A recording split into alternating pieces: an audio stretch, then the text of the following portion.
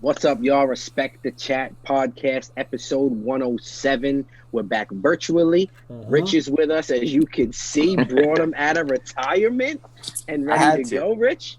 I had to. Very nice. And you know Ryan is here as well. Yo. The audio version we put out last week, the video version we put out last week. Ryan gets all the applause for that, man. Phenomenal. Thank you very much. And I promise I will drag Frankie out of retirement too. It'll be the other box there. It'll be a fourth box. I'll have the crew back. Oh yeah. It's only a matter of time. Oh yeah. As long as we're virtual, you'll be seeing and hearing from me. I like the virtual stuff. I can get involved with it. But the quality might take a maybe slight dip, but we work with what we can. Yeah, and I listened to the last week's episode with you guys. The audio sounded pretty good. So I think this is a good method right here to keep a good, this gets us on YouTube every week consistently, and we put the audio out consistently. So I think it's a good thing. Definitely, man. And consistent. It makes it easier now that all we need is a log on and a password. We send it out. If you can make it, you can make it. If you can't, you can't. We got busy lives, man. Frankie is busy and Rich is busy. Rich just got his house delivered today on a crane. Man, that was crazy. I never seen something like this before. Yeah. It's pretty crazy. You should have seen it in person. Wow. Balancing in the air, just a house, right? Did you see the video? Yeah, you sent it in the homies chat. My gosh. That was crazy. So congratulations to that, Rich. That's a big thing. My sister Allie got a new car today, so congratulations to her. Shout out Allie. Come on, Allie, play us in that new nice system. There we go. Of that white Volkswagen Jetta you got. Woo. Play the RDC Crew coming out of there. Come on, dog. Let's hear it, man. Let's hear it. But crazy trade yesterday in the NBA. Maybe not crazy to everybody. Expected especially after James Harden comes out in the media and he says, I'm playing with a bunch of bums. There's no talent over here. John Wall's there. DeMarcus Cousins is there. There's a bunch of other players in Houston who are good. PJ Tucker and the rest of the crew that's over there. Real players. Christian Wood, who could be one of the best players. There we Young go. players, at least, definitely in the NBA. So I don't know what he's talking about when he says that, but I think from reports we're saying he kind of knew it was close, James Harden, to leave Houston and go to either Philly or Brooklyn. They said they thought it was close, and he wanted to give it the little push over, make it happen tonight because I can't be here anymore. So I wanted to know both you and Rich's opinion. Ryan, you can go first. James Harden with the Brooklyn Nets, with Kyrie, with KD. What do you think? Ooh, well, it's such a massive trade and it involves so many teams. I'll start off with Houston. I like the move for Houston. They gave this a go, right? They have gone with Harden and they've surrounded him with all sorts of players. Westbrook, Chris Paul, Eric Gordon. They had Clint Capella. They've tried big men. They've tried going small. They've exhausted their options pretty much with what was going on there. I think it was time for them to, one, get a solid deal. If you're going to let Harden go at some point, why not make the deal for yourself? Get some decent players in, get some picks. So for Houston, I like the move. They have, like you were just saying, they still have solid guys. They got John Wall. They got Christian Wood. They now have Oladipo, who they got from the Pacers with this trade. They traded Karis LeVert, who they got from Brooklyn, over to Indiana. So starting with that, I like it for Houston. I also like it for the Brooklyn Nets. I think that with all the effort they put into this season and all that they devoted to this season, the last thing you want is a relapse and an injury for KD, right? Kyrie taking his time off to do the things he's got to do, whatever it may be. He says it's personal, so we'll have to just trust him on that. But if you're part of the Brooklyn Nets franchise, right, and you invest all this into that season, and let's say one of the two things I just said happens, right, with KD being injured or something like that, now put this blockbuster signing, off-season signing, you just put all this effort and money into, just now your chances of winning the championship go out the window. With James Harden, you still have that chance, right?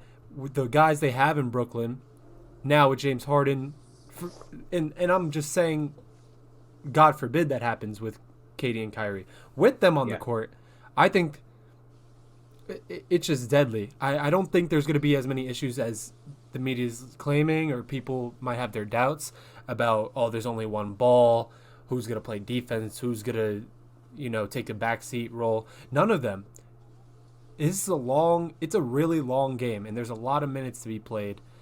And I think that it's going to work out great for the Brooklyn Nets. We'll see, but talent wins basketball games at the end of the day, and they have a ton of talent. Oh yeah, ain't that the truth? And so it goes down yesterday, and your first thought is what, Rich? Your first thought when James Harden it comes across your phone, right? That's how you get your alerts. James Harden traded to the Brooklyn Nets. You say, "Wow, yeah." But at the same time, though, I was like, it's about time. He wanted out of Houston. Houston getting rid of him, I think, was the way to go. He was just going to cause too many issues if they kept him there. Making the comments he was making, DeMarcus Cousins, he's already commenting back against James Harden. So it just would have been chaos. And, Houston got a lot. They got John Wall already in the offseason. Now they got Victor Oladipo. I mean, how many first-round picks did they get? One of them's Cleveland, so that's going to be a top pick. 4 first-round picks, right, Ryan? Mm-hmm. So, I mean, perfect way to rebuild. Me personally, I don't know. I'm not all in on this Brooklyn team yet. Too many personalities over there. Kyrie's been acting silly. I don't know. Who knows? It might work. It's just everyone's so used to Harden when he did play with KD. He was a sixth man. He was coming off the bench. That was his role. How are all these guys going to mesh together? It's going to be interesting. Oh, it's definitely going to be interesting. And the fact that Houston ends up with the guys they do, I agree with both of you, man. I feel like Houston did great for themselves, because you can't let a guy like Harden go and you not be compensated for it somehow, some way. I think that's what was holding up this trade. Mm-hmm. And now you get Oladipo. Yeah, maybe he's not Victor Oladipo from 3-4 years ago, the All-Star, but he is a very good player. John Wall looks phenomenal. Christian Wood is great. That's the team right there. And then you got Boogie Cousins to throw in there. You still got PJ Tucker. You still got a bunch of other guys over there, man. But what's it, Macklemore? Is Macklemore still there too, right? I'm not sure. I think so. The good shootout. I could have went back and I was looking up Brooklyn's team, and Daniel House. Okay. Couple guys like that. You guys like Oladipo at Houston, or would you rather LeVert there? Yeah, I do. I like Oladipo a lot there, because I think his game of slashing to the hoop, or spot up shooting at this point, is good for what John Wall needs to play with. But I think a lot of it really needs to go through Christian Wood. I think he's the highlight of that team, man.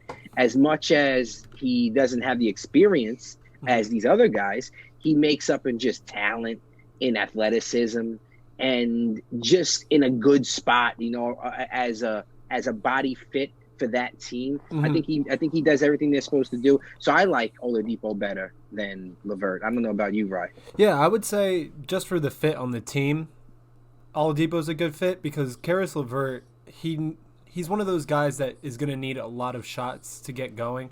Not to say that he can't start off hot, but in order for him to be involved in the offense, he's one of those guys that needs the ball. If you watched him in Brooklyn, he was like the captain of the second team. The second squad would come in, and he would just be running the ball, running the point, taking most of the shots. And that's how he did his thing. I think in Houston, what they needed was, like you were saying, an athlete, a slasher, someone who can knock down shots and doesn't necessarily need the ball in their hands in order to be effective on the court. And I agree, Mike. I think Christian Wood now, they're building the team to match sort of what he needs. He can run that pick and roll with John Wall, but he could also catch the ball, square up, play like sort of Anthony Davis role, where you don't know if he's going to pull up, he's going to go by you. To a lesser extent, of course, he's not Anthony Davis, but I think he's built in the same way where he can get to the rim. You have to respect his shot, and I like it for Houston. I don't think they're going to be, contenders to win the championship, the finals this year, but I do think that they have a promising next couple of years ahead, being that the last few seasons have been nothing but disappointment for them anyway. Yeah. And I think Brooklyn, man, I see this working out great. I really do. And I think a big part of it is Steve Nash. I like Steve Nash's personality with these three guys, and Mike D'Antoni being over there as his assistant coach. He coached James Harden. He's another guy who's dealt with numerous personalities, being an Olympic team assistant coach as well. So, like, he knows how to navigate this. He's going to massage Nash into being basically the same coach as him, but I just think Nash has that killer mentality that he can bring to these guys that, that they may be lacking. What's confusing to me, though, is when Kyrie was with the Cavs, he was upset because LeBron was there. LeBron was number one. That's why he got traded. He went to the Celtics to be that main guy. Now he's on the Nets, where he's playing with Harden and KD, and he's not the main guy. So it's like, what does this guy want? Well, Rich, I don't know if maybe it wasn't prominent news, but a couple years back when he was on Boston, when he was the main guy, he did say in an interview that he reached out to LeBron and he was like, "Yo, this number one stuff is tough, man." And he's like, they made him. That's how they got back in contact. Where he was pretty much like, "Yeah, I was young, I was foolish for saying stuff like that." I remember that. But yeah, but like that's the sort of thing where it's like he wants to be that guy, but I think he came to realize from Boston that he thrives in being the backseat guy that you don't really of course he's Kyrie now, you're not going to overlook him, but you're worried about something else and he comes and hits you with whatever he wants. So true. I think that maybe plays into it, into the role that he's like, okay, I'm willing to play with other superstars, like bring whoever. Yeah, he just wants to win a championship, right. I think. I don't want to say in the easiest way possible. I don't want to say that about Kyrie because I like him a lot. But like you said, he rebuked his statements to LeBron. Yeah, it's not that easy, Kyrie, and it's okay to need another guy. But to me, it's just like there's too many guys there for my love of the NBA. And what I mean by that is like now you got three guys, superstars, on one team. It's going to be like everything's going to be towards that. Like, oh, these guys are the guys to beat. These guys, how many championships are they going to win? Who's going to be the unselfish guy? The whole story is the Brooklyn Nets. Right. And it's not the NBA anymore. You know, the NBA did so great with the bubble and playing and getting that season to go through and then end, and now coming back and possibly fans coming back a little soon. And I know it's going to still be about that, but it's just going to be so involved about the Nets now. And now there's too many superstars. I like when the superstars are spread out and they play with role players and they compete against each other that way. Okay. That's the thing. I feel like right after the Raptors won that championship, the NBA had a little bit of balance. There was, teams with maybe two superstars max, right? Because today's NBA, there's so many great players. There's so many people that you would consider a superstar. Like let's say the Nets somehow got Tatum or Lillard or someone like that, we would still be saying the same thing. There's just so many guys that are superstars now. And if you're in the position like the Brooklyn Nets or like the Sixers would have been, to get a guy like James Harden, he wants out. So it's either, okay, we put in a scenario where either we get him on our team or now we got to play another team that has three superstars, including James Harden. So like from a Nets standpoint, I understand it. It's just like you were saying, Mike, it's now that's going to be the narrative is, it's all in the Nets. Of course the Nets are going to win. And a lot of people are going to start writing off their wins as, well, they should be winning. Yes. And I think a big thing that's going to help out in this situation is KD put himself in this situation. He went and played with Curry and Klay Thompson and the Warriors, so he had to deal with adversity with people talking about that. Mm-hmm. So I think with him being in that situation, being a veteran, I think he might be able to help these two go through this, you know? Yeah, that's a good point. No, I agree, Rich. It's a really good point. I was talking to one of my friends, Group Home Greg, man. Loves the podcast, man. I told him I'd give him a shout out again, you know, and then he hit me I up. just saw you subscribed on YouTube. Yeah, no, he's in. Greg Cuff is the man, bro. Really avid listener and wants to get on with us. Maybe we can send him the link one day. But there's stipulations behind that. There's no talking about the Sixers at all. Agreed. Only hate about the Sixers. But my opinion is, I told him yesterday, I said, I think Philly should have made the push for him. I would have rather see him in Philly, and I would have liked to see Philly, I don't know, trade Embiid. Because I'm not an Embiid guy, and I told him, I don't think you win with Embiid. I don't think you could win a championship. I don't think you could win a 7-game series with Embiid. One, he doesn't play back-to-back games hardly. Two, his game to me is not what you could build a championship around. But if you add James Harden, then you allow Ben Simmons to play off the ball, which I've been saying and Ryan's been saying forever, I think more successfully. And I would have just liked them in Philly, Harden, Simmons, and the rest of the crew over there. Tobias Harris got another outside shooter that James Harden loves playing with, like guys like PJ Tucker and guys like that, you know, where Harden could kick it out to them, man. I would have liked them in Philly. But you're saying you like Ben Simmons over Embiid? Oh yeah. Embiid's having an MVP season right now. Yeah, I know it's only 10 games in, but still. Right, and that's fine. Do I think he's an MVP caliber player? Yes. Do I think he'll ever win the MVP? No, because I think there's guys like Durant and Harden and LeBron still in the league, and I think Jokic deserves an MVP above Embiid. I think he's the MVP right now, Jokic. But there's Curry. There's all these other guys, all the young guys coming up, Luka and Jamal Murray and Donovan Mitchell, and that's going to be there for years, that I think Embiid just gets passed up. Do I think he's MVP caliber? Yes. But not – he's never going to get the opportunity. There's going to be somebody else playing better, and their team is going to be better. Philly has got one more year to figure this out, I feel like, with Embiid and Simmons. And then it's got to be – and I hope for their sake they get rid of Embiid and they keep Simmons and they build around Simmons and his athletic game, but off the ball. But why separate that when you could maybe go out and get one more piece? Yeah, no, I got no problem with that, Rich. But how are you going to get one more piece of that caliber of which they need? Those two are not winning the championship, right or wrong. Are Simmons and Embiid going to win a championship? I don't think so. Okay, no. Right. Thank you. I already not in their knew current your answer was, situation. Ryan. Right. What if Bradley Beal goes there? Ooh, I like that. Different story, right? That's what I'm saying. If they go out and get one other big player like that. How did they get Bradley Beal, though, and not give up Embiid or Simmons? I don't see how that's possible.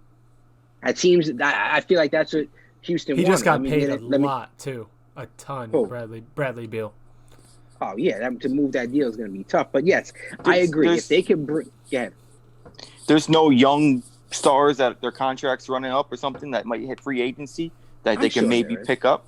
Yeah, I'm sure there is. I'm sure there's other superstars. I just named Bradley Beal, but like if they get another superstar over there, I think that's a better route than separating those two. They're still young. You could run those guys for 10 more years. How long are you giving it? Like, what's the process? How long is the process? But you have a better chance with those two than rebuilding. I don't agree with that. Because the proof is in the pudding. Where is it? But look at the East lately. But look at the East lately. You got Milwaukee playing good. Now you got the Brooklyn. Now the East is good. Somehow the East isn't good. The West is good. It's still good. Even though Harden now is out of the West and the East, the West is where it's at, bro. The West is stacked from the ceiling to the flow. But Philly's there every year. They just can't make it to that final game, final series.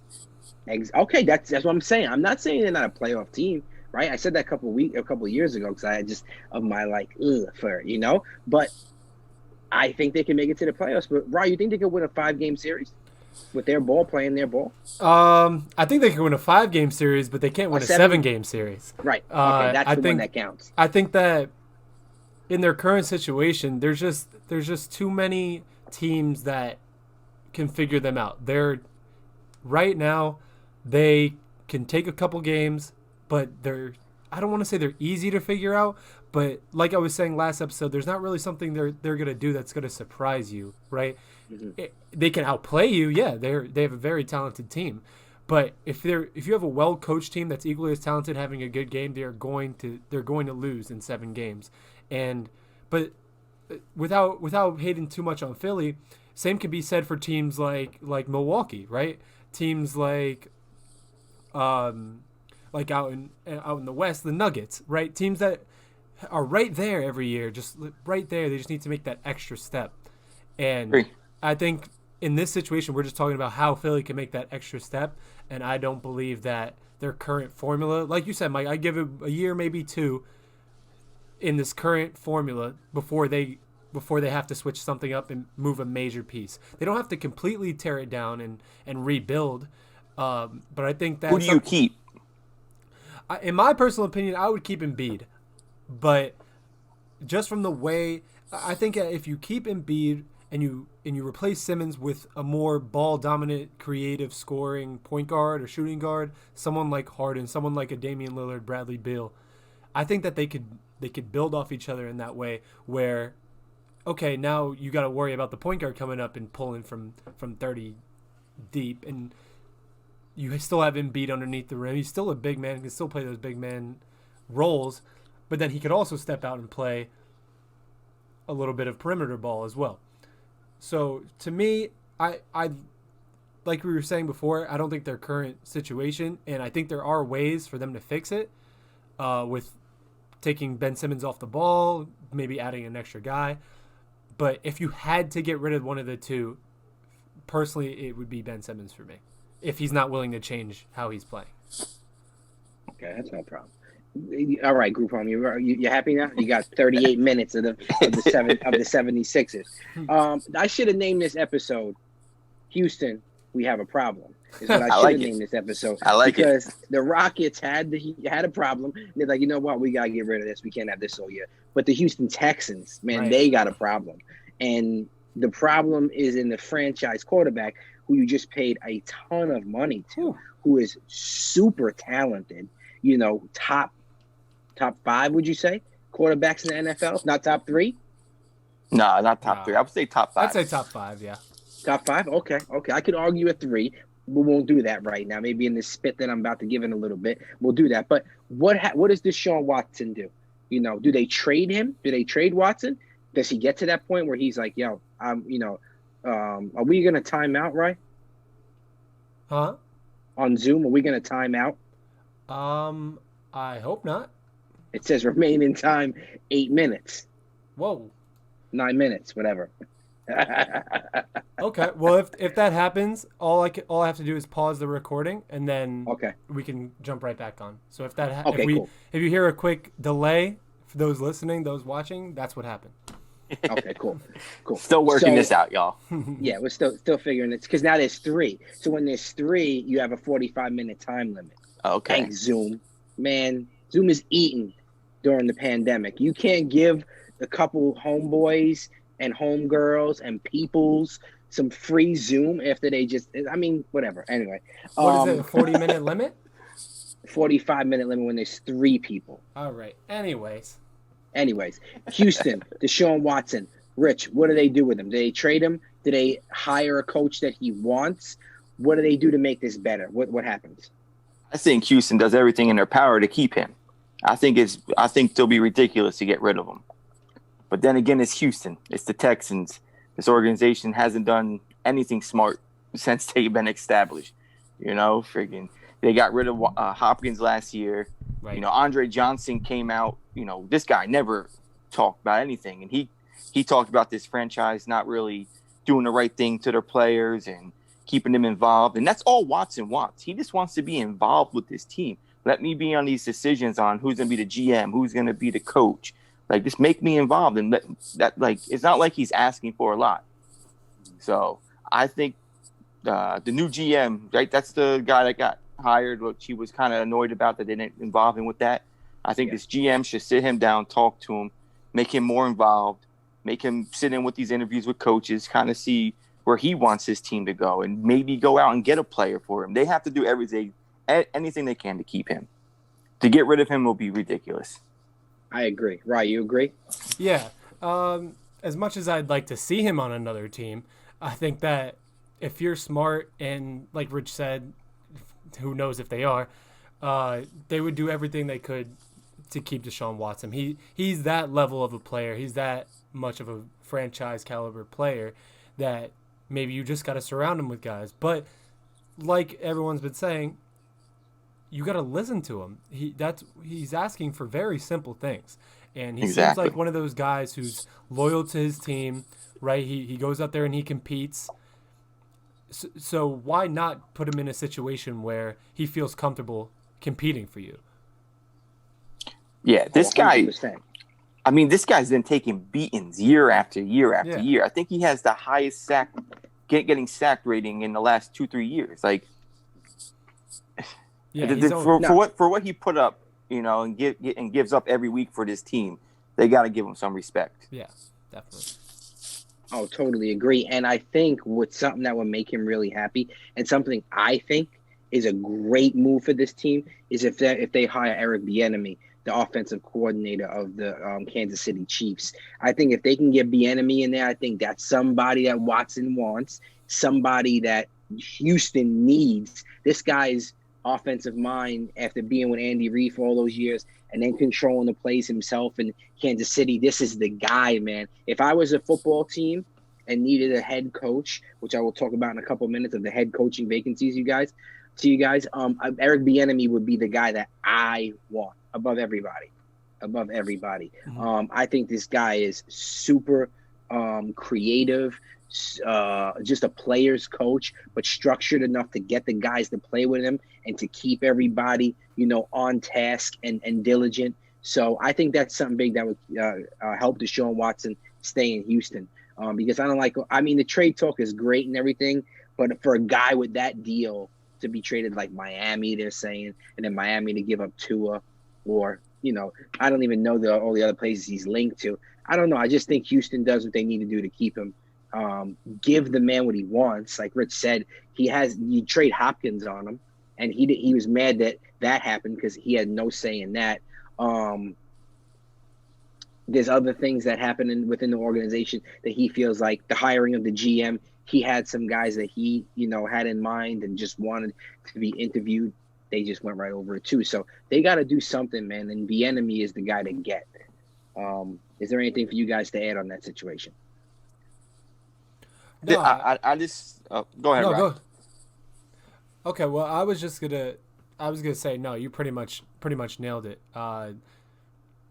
The way that he called plays in Kansas City, granted he had all those weapons, yeah, but if you watch a Kansas City game, which I know we all have, those plays are creative. You don't know what you're gonna get hit with from that team, and I think that if he brings that over to a head coaching position where the guys know he's there to be disciplined, win games, but also have some fun and, like you said, a player's coach. I think that'll be a real good position for him. Yeah. The only thing, the Texans, by making all these bad, like the Miami Dolphins have the number two or third pick this draft from Houston. Pick, I think they have. The third pick, and that's actually Houston's pick from years ago. I don't know, for Tunsil. Okay. I think it was. So I think the Texans, not only do they have to try to make things right with him, they got to start making some moves, the right moves, getting him players, getting him linemen, not waste his career. Mm-hmm. I mean, there's audio footage of JJ Watt walking off the field and looking over at Watson as they're walking off and saying, "Sorry, we wasted another one of your prime years." Yeah, man. You have to take advantage of this kid playing well. You have to start winning games. Mm-hmm. Oh, without a doubt. I'll leave it there because that's exactly right, Rich. You got to figure this out, and you got to start winning games. You're wasting this kid's career. Before we get into picking the games, head coaching jobs that are available. The Jets, the Texans, the Jaguars were available, not anymore. Atlanta, Detroit Lions, the Chargers, and the Eagles. are available. The Jaguars just hired Urban Meyer, right, Rich? Yes. And that's pretty wild. That's pretty cool. Urban Meyer making a comeback to football, and it's in the NFL finally. Can I make a little spin on that? I saw someone tweeted it earlier today. They said, "What happens if Urban Meyer drafts Justin Fields now?" Let's go. Because he's Ohio State. Let's go. That would be awesome. Then the Jets still get Trevor Lawrence. I'm cool with that. That would be sick. The Jets, the Texans, the Falcons, the Lions, the Chargers, and Philly. Before we get into picking these games from NFL, the NFL weekend, which playoffs, baby, and I got a couple of questions for the both of you guys on your teams. I'm sorry, as the host, I gotta state the obvious. We gotta talk it out. This is like a therapy session for some of us. But we'll get there. It says less than a minute I have, so should we wait till it ends before we get into this topic? All right, we're back, y'all, and we're talking about the available coaches in the NFL. What teams are available? I'm going to give those to you: Jets, Texans, Jaguars. I'm sorry, Urban Meyer's there now. Atlanta, Detroit, the Chargers. I was going to say San Diego Chargers, LA Chargers, and the Philadelphia Eagles.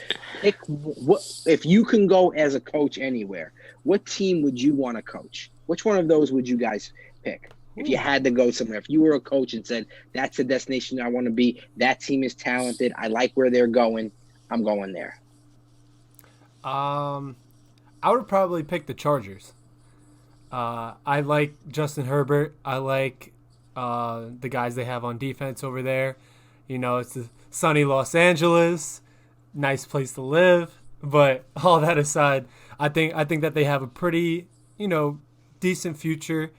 A place where you have some pieces to start, but they're still not expecting a ton out of you in the first year.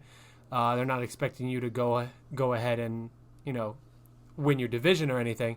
But if you go in there, you make a playoff push, maybe a wild card spot. That's a really good situation for you to be in, and I believe you have the pieces to do so. So for me, it would probably be the Chargers out of those that you mentioned. If I had to pick a second, it'd probably be the Texans if they can get Deshaun Watson to stay. Okay. What do you think, Rich? Where would your destination be? I agree. I think the Chargers is a good place to go. You got your starting quarterback that's young. You got a lot of talented skill players over there. Keenan Allen, Mike Williams, Austin Eckler. Great young defense. So I think that's a good spot to go. Like Ryan said, you're not really under the pressure of being a top team right away. Like he said, if you can make the playoffs your first year, that's good. But I think that would be the best spot for a coach to go. I'm a little different than him. I think another team that I would like to go to would be the Eagles. I think if they get rid of Wentz this offseason, which I think they do, I think they could get a couple pieces for that, a pick or a couple other skill players to help out. I mean, they have I think they have a top 5 pick or something. They're definitely in the top 10.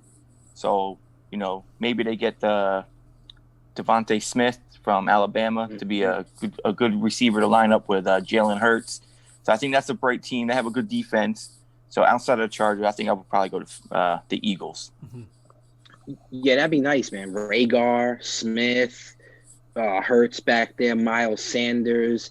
I think Zach Ertz makes his way off the team. I think Carson Wentz makes his way off the team. I think those days of old are gone, and they're going to bring in, new receivers and really try to get this going for Jalen Hurts. So I Philly's cool. San Diego's great too, but to me, and I see why San Diego is so San Diego, LA Chargers are so much. It's just so used to for all these years, and they're still in California. So why are you going to LA anyway? There's 50 LA teams. I see why the Chargers as well, for Herbert and for the youth that's over there. But to me, it's the Texans, man. I think Deshaun Watson is the best player out of anybody that's on those teams that are available, not to mention one of the best players in the NFL. And I just think he needs the new philosophy, a little new juice coming in there. A guy, if he can get and be enemy with an offensive mind, who he's helped Patrick Mahomes' game go to another level. Why not have Deshaun Watson's go, up another level too, and be a little bit more precise with things wherever that needs to be. And then just draft defense too. I think I can get free agent receivers to go play with Watson who are good and who are talented. I think there's going to be some guys available, and they should snatch them up. The run game, I think, is okay. I think in the coming years, maybe think about getting somebody back there. So I don't think David Johnson is the answer, and Duke Johnson, that boat has sailed, I feel like, at this point for me. So Houston is the spot. If Houston's only the spot, in my opinion, if you're the coach Watson wants. If he ends up staying there and you're not the coach that he wanted, it could just be a toxic situation right from the beginning. And if you're a coach coming from an offensive coordinator spot, defensive coordinator spot, whatever it is, into a head coaching spot, you don't want to start your head coaching career off in a toxic situation. So I only like that if it's the coach that Watson wants that goes there. Okay. And I think that gets worked out before, though. I think it's kind of like, what's the vibe here? Are we vibing, or are we not, and we like the coach better than we like Watson, and then we send Watson off shipping and we get a new guy in there. So, but I think it's going to be Enemy, bro. I think it's going to be Eric Bieniemy. I think Watson's going to stay. I think it's going to be a big thing for his career. I think he's the best, what's the word I'm looking for here, to be a head coach. Candidate to be a head coach. I also like Joe Brady a lot, the offensive coordinator for the Panthers. I think, the creative plays that he over there in Carolina. I mean, that team was banged up this year. They were still getting wins. They were still competing. That, with McCaffrey going down and having Mike Davis come in, I mean, I just think he's a coordinator that works with the talent he has rather than trying to work a system. Yeah. So I think that benefits a lot. So outside of the offensive coordinator from the Chiefs, I think Joe Brady would be a good coach somewhere. Yeah, I like both those guys, man. I agree, Rich. The only thing for me with Joe Brady, I love Joe Brady as an offensive coordinator. I think that since just coming to the NFL now, I would like to see him maybe get a few more years in as an offensive coordinator, just because he's so good at it. Like, I think he could make a real big impact on like a championship caliber team in that position before maybe because he's still young, before he maybe moves on to like a head coaching job somewhere. But you're right. The Panthers had no business winning any games this season with McCaffrey down and bringing Teddy Bridgewater over, and even he was banged up a little bit. They brought up guys from the AFL. They had guys. XFL. Yeah, XFL. That's what I meant to say, XFL. They had Curtis Samuel running in the backfield. They were just mixing things up and finding ways to even be competitive in games when they really shouldn't have been. So, no, I like that as a point too. Oh, definitely. Totally agree. Let's jump into these games. All right. And before we do that, I just want to get a quick thought, because I don't want to dwell on it. I just want to get a quick thought of my boy, my man, my homeboy, Baker Mayfield, baby. Oh, man. Can we put a little bit of respect on my man's name? Absolutely not. Come on. I mean, when you spot someone 28 points in a playoff game, I really hope they could win the game. I really, really hope they could win the game if they're an NFL quarterback. That was just, first of all, it was abysmal. There's not much more to be said on it. We all saw the game. We all watched what happened. But I don't think we can give Baker Mayfield the credit for winning that game. He held the lead. He did a good job holding the lead. He did leave one or two crucial drives when Steelers were making a comeback. But if you're spotted 28 points, you should be winning games. And his defense gets a ton of the credit, and I'd give him maybe second or third credit in that win. Okay. What you got, Rich? I'm not a big Baker fan. I'm in the same boat with you, Ryan, but I think his performance in that game, he did what he had to do to win the game. We said going into this game, what the Cleveland Browns had to do was get the short pass game going to Kareem Hunt and Chubb, and then run Chubb and Hunt. And that's exactly what they did. So, yeah, he didn't have any deep passes. I mean, he had a decent one to Landry for the touchdown. No. But he did what he had to do to get a win, and he didn't turn over the ball. Right. So So but what we're doing is we're praising him for things regular quarterbacks do all the time. Right now, you're right. We did exactly what we were saying he should be doing. Checking down, getting the run game going, not making, you don't have to make a hero play every single drive. That stuff we were saying, that's really easy to do when your team is up 28-0. That is really easy to do when you don't have to force anything. You have a comfortable lead. You're two of the best, probably the best running duo in the game, and a solid defense has been playing well, and an offense on the other side of the ball who's been playing terrible. It's really easy to start doing the things you're supposed to be doing in games because you don't have to stretch plays. You don't have to. Agree. You're not forcing anything. You're not forcing it. And it does help that, like I said, they had the lead, but also his guys were making themselves available really well for him in the game. What I was seeing, he was making a lot of 7 to 8 yard passes on third down to a guy just posted up right in the middle. He was hitting his tight ends. He was hitting the running backs. He was doing a good job of doing what he was supposed to be doing. And to me, if we're gonna give him that credit, okay, yeah, he's doing what he's supposed to be doing. I'm willing to not hate on him for it because he won and he did what he was supposed to do with a 28-point lead. But I don't think we could say, how about our boy Baker winning that game? To me, it's not a spot to praise him on. He won one game, but it's the game he needed to win, right? It was a game where you play Pittsburgh, who's beaten you up for the last 92 years. Of course, Cleveland. You got to come out there. You got to finally get your win. Baker gets his playoff win. Guy got hate just from the media about can he win? Is he a quarterback? Is this the last game he starts? All this hoopla and whatnot. Yeah, okay, great. Now he comes out. I mean, my man went 21 for 34, 263 and 3 touchdowns, no picks. That's a really good game, especially in the playoffs. But I think the 28-point lead is something that was developed by the efficiency of the offense to me. The bad hike in the beginning is let's throw that one out. That one's bad hike and then 4 picks. Well, yeah, he threw 4 picks throughout the game, Ben, but not leading up to what gave them the 28 points. Hunt and Chubb really were the stars of the game. I agree with that. Those two guys are running the ball so well all over the whole field. It was crazy. But against a depleted defense, does that happen when everybody's there? I don't know. We'll never know. But I think the credit goes to those two guys. I agree with that. Chubb and Hunt really took over the game and really played well. Jarvis Landry played amazing too. Jarvis Landry, I don't know how many third down conversions he had that game, but it felt like every time there was a third down, Jarvis Landry was open, he was catching it, and he was running for first downs. So I think that was a team effort of getting to that 28 nothing lead, in my opinion, and then the rest of the things start to roll off because 28 in the first and then 7 in the second, none in the third, and then 13 points in the fourth. So majority, coming in that beginning, right? And to me, with that 28-point lead. To me, that was just you had that bad hike to start off. That's not how you want to start. But then he throws a pick. Then we go 3 and out. We punt, and then like you said, they let a good drive down the field when they needed to. And then they fumble again, and then he throws a pick.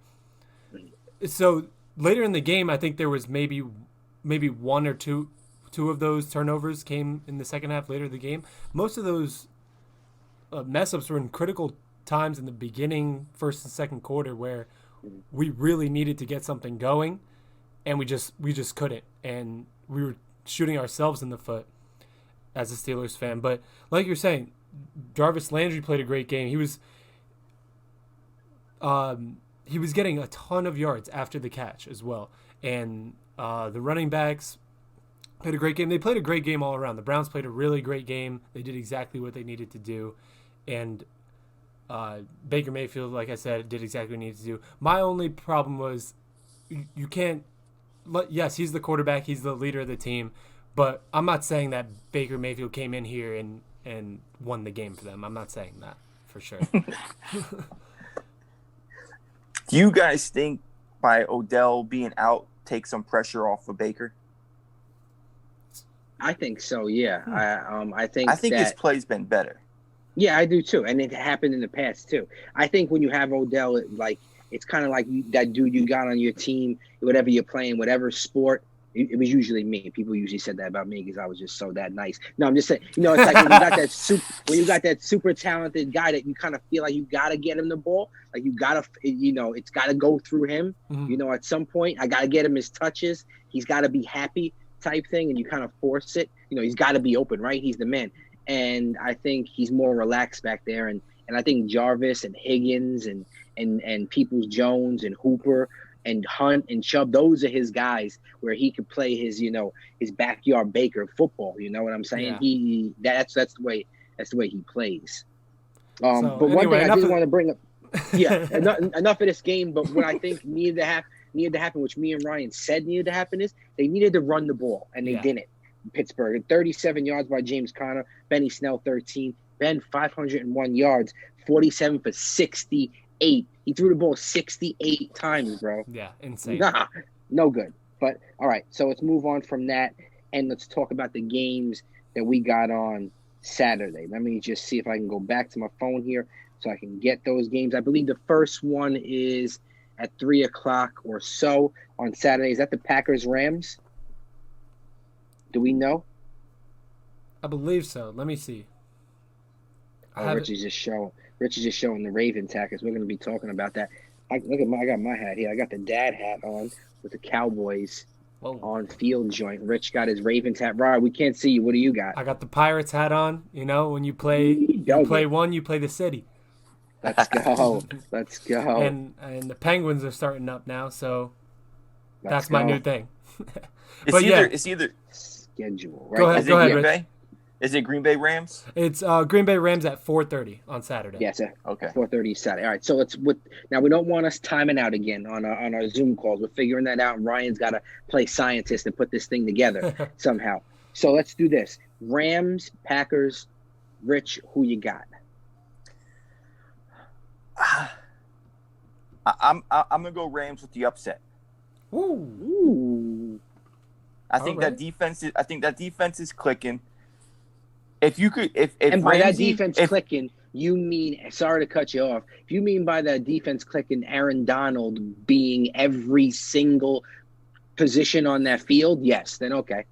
Because I don't see that. I think if Ramsey could slow down Devontae Adams, that's gonna affect Green Bay's offense a lot. And I think he could do that.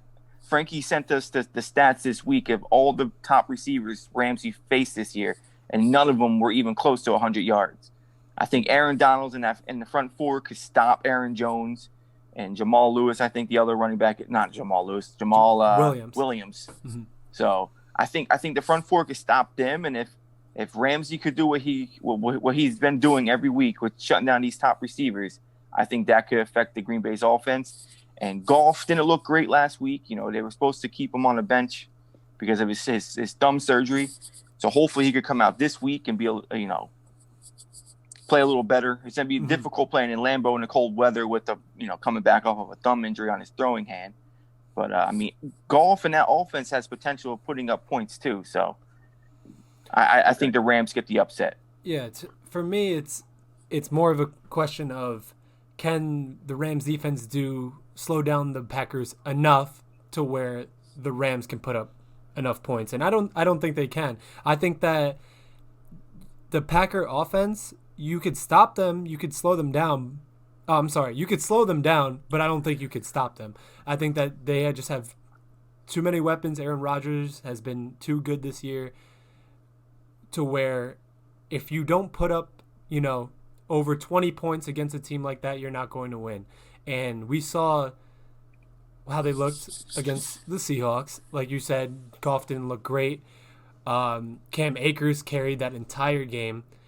And I'm not sure what the Packers defense is going to look like in terms of stopping the run, but I think they have a pretty good, if they were watching last week like the rest of us, they have a pretty good idea of, all right, well, how did they win last game? They ran the ball. They had to run the ball. Goff didn't look great. This new guy who came out got knocked out a concussion. I think that they maybe have some sort of scheme ready for a run-heavy Rams offense, and I think that it might just be a little too much for them to keep up. But I do think that it's a competitive game. I think what you were saying, Rich, is spot on about Jalen Ramsey and about the Rams defense. And I think that they can slow them down. I do think that they could slow them down. I just don't know if they can slow them down enough to where their offense can do the rest of the job. Okay, I like it. Green Bay at home. I like Green Bay. If I maybe I'm a betting man this weekend. I would bet Green Bay. I don't know what the spread is. Does anyone know what the spread is? 6.5, I believe. Oh yeah, I would take that. I would take the 6.5. I take the 6.5, bro.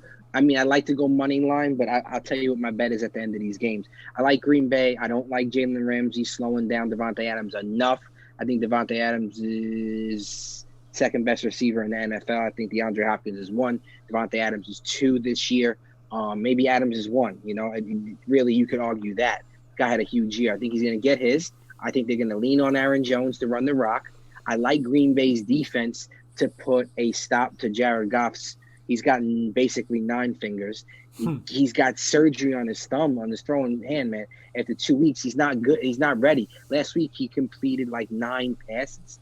You know, he had a wide open Bobby Woods for a touchdown, wide open. It was like a 5-yard throw.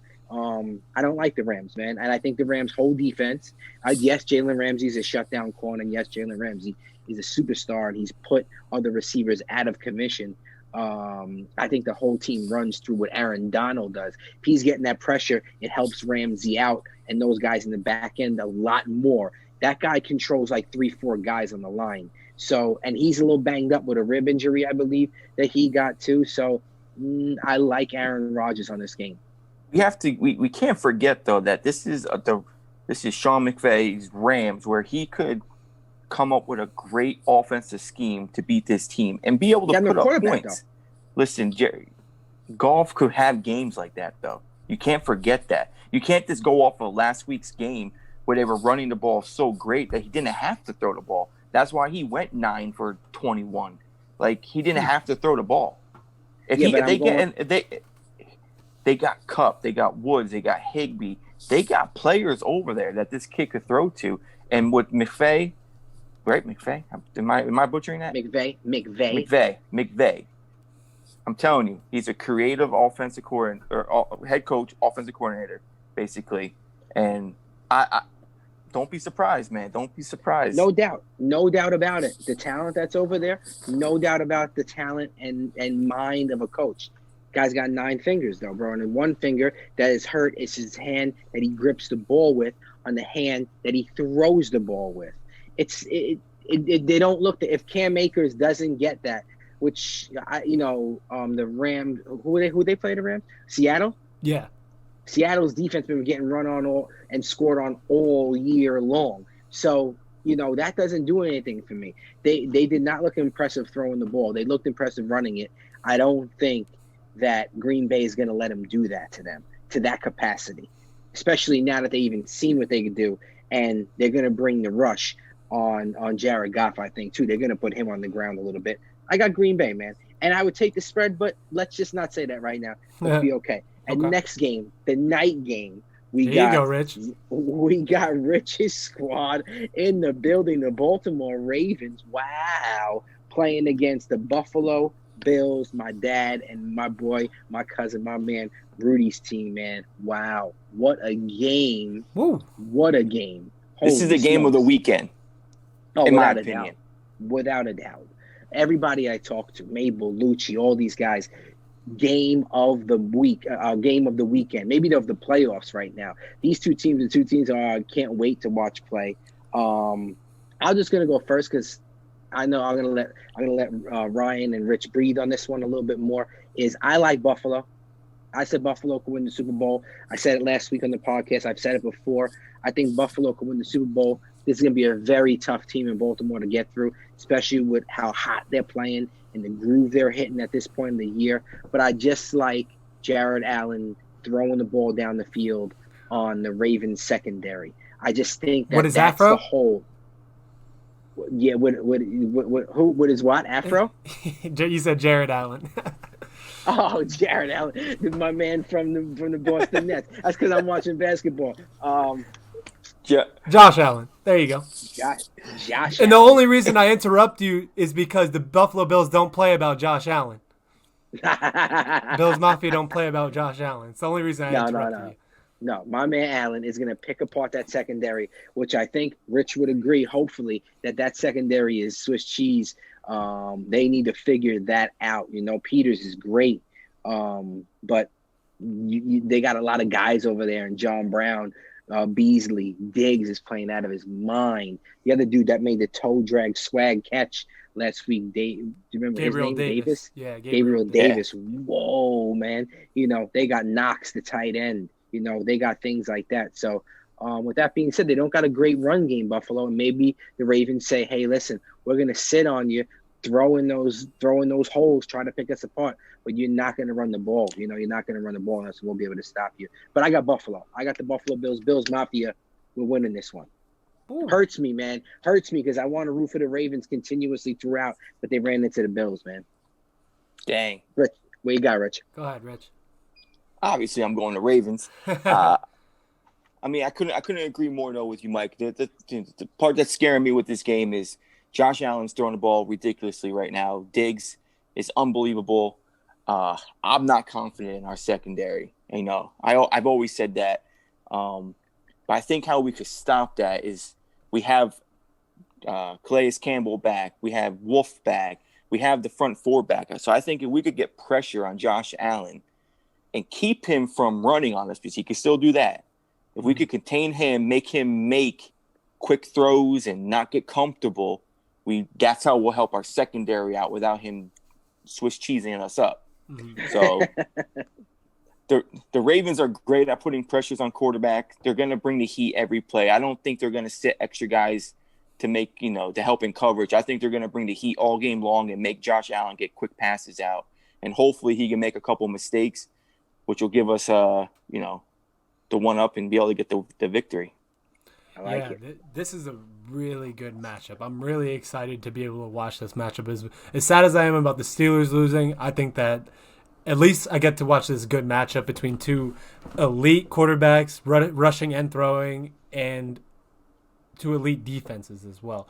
I think that both these defenses are really good, have really good guys in multiple positions.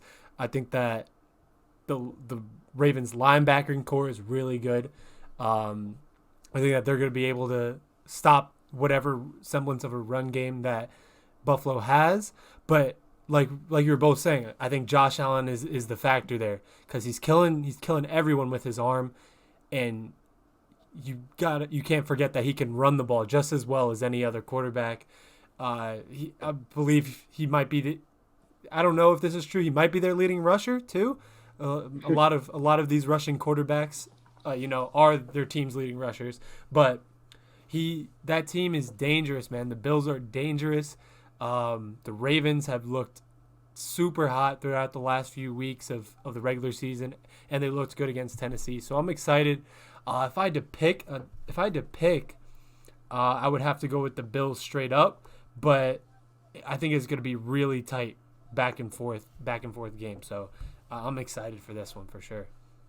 I like it. And then we got my man, Baker Mayfield versus, and the Cleveland Browns versus the man, the myth, the legend, Patrick Mahomes and the Kansas City Chiefs. Oh, boy. To me, I think Mahomes beats Cleveland. I think Cleveland's run ends at this point now. We can't start getting silly now with the Cleveland Browns. Oh, of course not. But say this happens, though. Say they come out and they run the ball down Kansas City's throat, which could happen. Kansas City don't got a great defense. Uh-huh. What if Chubb and Hunt just start running the rock and, they're at least keeping up with the score enough where we've seen Patrick Mahomes in the playoff runs take some, and not Patrick Mahomes, per se that the whole thing is on him, but the defense and them being down. They've been down before in a lot of playoff games and they had to come back, which they have, and win these games. But don't fall back too far and let Chubb and Hunt start to get going. Like 28-0? Right, like 28-0. And then you let Baker Mayfield do what he wants, Just play with no fear. But I like the Chiefs. I like them to win. I think it's going to be a little bit of a shootout. I do. I think it's going to be some points being scored in this game. I would like the over in this game possibly. The Chiefs in the over. I like a little Chiefs and over, maybe. All right. I like that. I like that too. What do you think, Rick? Go ahead, Rich. Oh, me? My bad. No, Yeah, I agree. I think the Chiefs are going to get the victory. I like the over. I think there's going to be a lot of points scored. I think, if Hunt and Chubb get going, that's going to keep Mahomes off the field. So that could help that could help Cleveland, but then at the same sense, it might not be a shootout then. It could be a low-scoring game where these guys just eat up the clock, do what they need to do to get a victory, but I don't see that happening. Mm-hmm. I just see Mahomes going out there, slinging the ball, putting up points, putting the game on Baker's shoulders now, making him throw the ball, try to keep up with Mahomes, and we all know Baker can't do that. Yeah. Yeah. We ain't getting too crazy here now. Can't get too crazy. Yeah, but I like the Chiefs. I got the Chiefs. I think what you guys said is on point. We don't have to get too into it, but if the Browns run the ball, that is their method. That's their path to victory, is to run the ball, shrink the game down to where you're not getting in a shootout with one of the most explosive offenses in the league and one of the most dynamic players maybe ever in Patrick Mahomes. So figure it out, Cleveland. Try to keep it low, but good luck doing that. Tampa Bay versus New Orleans, our last game to pick, and then we'll wrap up the podcast as well. Tom Brady and the Buccaneers, man. Drew Brees and the New Orleans Saints. I'll let you guys go first. Rich, who do you think wins the game? I think Tampa. I just think Tampa's the defense is playing well. They're getting Devin White back. Devin White. I almost said Devin Bush, but Devin White back. I think that's going to help out that defense very well to contain Kamara. They could basically put him one-on-one with Kamara, and he's quick. So I think that'll help out with him coming out of the backfield. That offense is just unbelievable. Good Godwin, Evans. AB is heating up, bro. AB's heating up. You got Fournette running the ball good. I mean, Tampa Bay all day. Let's go. Ooh. Right, what do you think? Tampa Bay all day? I feel like you're going Saints. This is a tough one for me because I think that if the Ravens and Bills weren't playing this weekend, this would be the other game to be one of the best. The two legends, the two OG quarterbacks in the league, Drew Brees and Tom Brady going at it. The GOATs? Two GOATs for sure. Two in conversation for best quarterbacks. But that being said, I think that Buccaneers offense is starting to really, really click at the right time. But that being said, the Saints last time they came out, put the beating on them. So I think that this will be a super good game. I'm going to have to go with the Saints in this one. Okay. See, I like Buccaneers. I like Green Bay, Buffalo, Kansas City, and I like the Buccaneers, man. Shout out to Frankie Rapper in Tampa. Shout out to Tom Brady, who is rumbling and bumbling and looking better than ever. I agree. I think the first game they got smacked up. I think they scored 3 points. But since then to now, Tom Brady has developed way better of a relationship, has way better of a connection with these receivers. And now it's on, man. It's a completely different team for sure. Yes. Godwin and Evans had some drops. More Godwin than Evans that game, where I think the points would have been even higher. AB is looking great out there. Like Rich said, Fournette's running the ball well. I think Tampa gets this win. I think Tom Brady keeps it rolling, man. And if he can get this win, and he can move on, I think they're in real contention for them versus Kansas City. Wow, how amazing would that be? Buccaneers versus Kansas City in the AFC Championship game. Come on, man. I definitely want to see that. That would be the Super Bowl, Mike. Yeah, that'd be the Super Bowl. Oh, right. I'm sorry. AFC. They're playing the same day. If that was a Super Bowl, that would be insane. Insane. I don't want it to be that because Bills? Because I want the Bills, yeah, definitely. But also, man, I love the fact that Tom Brady moved on and is successful, and I hate that Bill Belichick wasn't.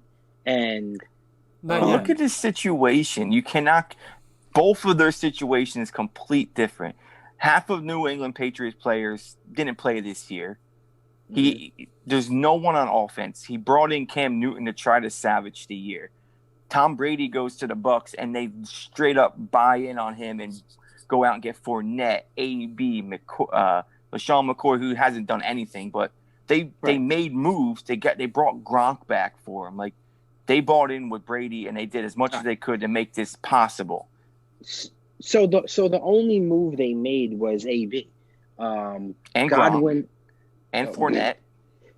No, okay, hold on. So Fournette and Gronk. Gronk's been scoring.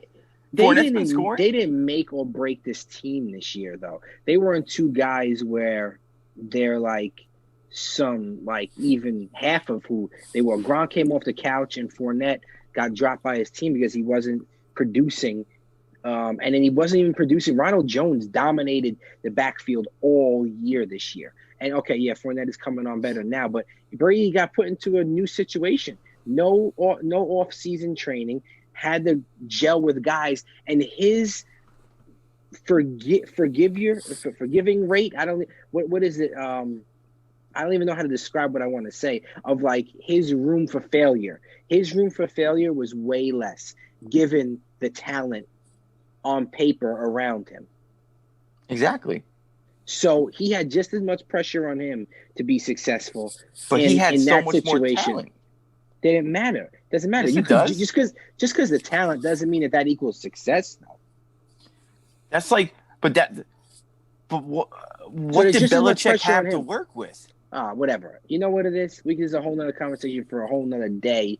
And I already know my stance is Tom Brady. I'm happy for him.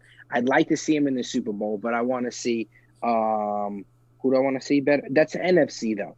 So I wouldn't mind Tampa in there because I'd rather them than Green Bay, who I think is going to beat the Rams. I'd rather the Bills than the Chiefs. But Chiefs, Bucks, man, I got no problem with that whatsoever. I just think Tom Brady does his thing against New Orleans, wins a big game, and has another opportunity to get to the Super Bowl. And this conversation of him and Belichick is better is done, man. Come on, you've lost. You're lost. No. The facts we'll get back to this combo. Are written on the wall. Ryan, you agree or disagree? I think it's definitely a combo that needs to be more in depth than the last few minutes. But I'll say this: I think that I agree. Tom Brady was definitely thrust into a better situation, being that he has all these weapons around him, a really solid defense, a high scoring offense that he was thrown into. But yeah, I agree. That is still a new system. It's still a weird year for someone who that they said that was done. They said he can't make passes more than 5 yards up the field. They said he can't throw downfield. They said he can't win without Belichick, and he's starting to prove that. But I do agree that he was given a much better situation than Belichick was given this season with the Patriots. But it can go either way. I think it's not a situation where you can be like, definitely this or definitely that, because maybe next year Belichick gets a bunch of guys together, they make a run, and maybe Brady, has an off season. We don't know that yet. I don't think the conversation's done and done just because of one season, because of completely different situations. So I agree, and we got less than a minute. So Respect the Chat, episode 107. Ryan, the doctor's gonna go to work now. Oh yeah. Trying to put these together. We're back. Rich's Ravens are in the building Saturday night, man. I'm going to be watching it with Rich and my dad. Oh, my gosh. Great UFC fights, too, that are on. Me and Ryan got to do a main card podcast, possibly. Maybe we can get Rich in if he jumps in. But Respect the Chat 107. We out. Peace.